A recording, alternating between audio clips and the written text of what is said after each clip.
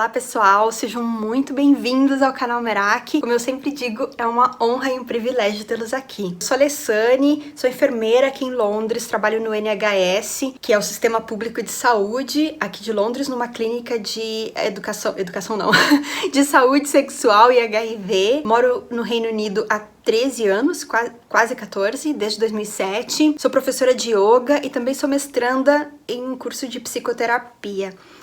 E nesse canal eu falo sobre assuntos relacionados à expansão da consciência, ao desenvolvimento pessoal, espiritual, sobre lei da atração. Então fica ligado no conteúdo, vê se você tem afinidade com a minha energia, interesse nos temas que eu abordo aqui. E lembrem-se de curtir, compartilhem os vídeos, deixem seus comentários e, muito importante, lembrem-se de curtir não, de curtir sim, mas também se inscrever no canal e ativar o sininho para você receber notificação às segundas, quartas e sábados, que é quando nós compartilhamos vídeos novos. Hoje eu vim conversar com vocês sobre um livro que eu li agora, recentemente, e me inspirou muito, me instigou muitas reflexões, que é O Carrasco do Amor, Love's Executioner, do Dr. Arvin Yalom, que é um psiquiatra, psicoterapeuta, que tem agora 89 anos, ele nasceu em junho de 1989, ele tem 89 anos, nasceu em junho de 1931. E o livro foi publicado em 1989, ou seja, há 32 anos agora, no dia que eu tô gravando esse vídeo. E basicamente são histórias de pacientes que estão em terapia com ele. Claro que ele manteve a confidencialidade, trocou os nomes, trocou inclusive o gênero, né?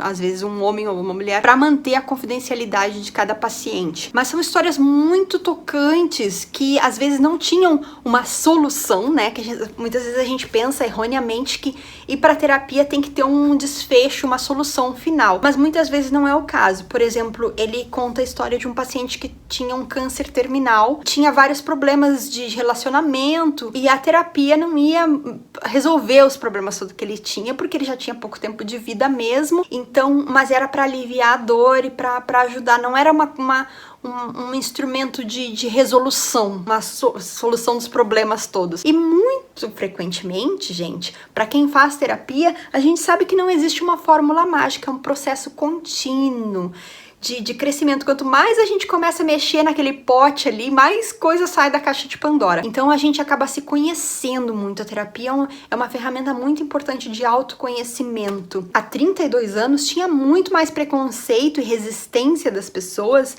à terapia. Inclusive hoje ainda tem, porque eu tenho que fazer terapia por ser estudante da área da psicoterapia. Então um dos pré-requisitos para cursar o curso que eu tô fazendo, o mestrado que eu tô fazendo, é eu estar em terapia. E eu lembro que quando eu recomecei a terapia, porque eu já tinha feito em outras instâncias na minha vida, muitas pessoas me perguntavam, mas você não precisa de terapia. Mas terapia pra quê? Todo mundo precisa, entre aspas. Todo mundo precisa não, todo mundo pode se beneficiar. Porque há muitos ângulos da nossa psique, do nosso emocional, da nossa espiritualidade, da nossa personalidade que a gente não conhece, dos traumas. Só para vocês terem uma ideia, gente, uma das fases mais importantes da vida, da nossa vida de seres humanos, é dos 0 aos 3 anos. Ali a gente estabelece a nossa personalidade, a nossa segurança, a nossa autoconfiança, como a gente foi tratado, alimentado, acariciado pelos nossos pais ou os nossos cuidadores, é determinante para nossa vida. E são coisas que a gente não lembra,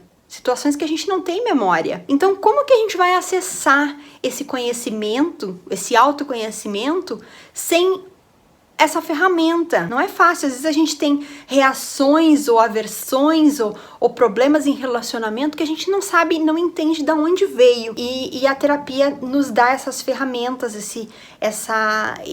por pessoas que eu espero, né, tenham todo o preparo para nos ajudar nessa autodescoberta, nesse crescimento, a mexer muitas vezes nessas feridas. Mas voltando ao livro, ele fala muito sobre preconceito também. Como eu disse, um dos casos foi desse paciente que tinha um câncer na fase terminal e estava buscando algum tipo de reflexão, estava tentando tudo já porque já estava desapegado da vida e acabou fazendo muitas descobertas. Teve algumas histórias que realmente não tinham uma resolução, não tinham um final feliz, que o paciente simplesmente desistiu, desapareceu e ele nunca ficou sabendo, então ele compartilhou também. O que eu achei super interessante, porque a gente tem que ter, como terapeuta, eu acredito que a gente tem que ter esse desapego. Muitas vezes a gente tem, eu vejo isso no meu estágio, na prática que eu tô tendo agora, que às vezes a gente quer saber, a gente quer ter essa motivação, se aquela sessão foi benéfica, foi satisfatória, se a pessoa gostou. E na verdade é como ser um professor também, a gente nunca vai saber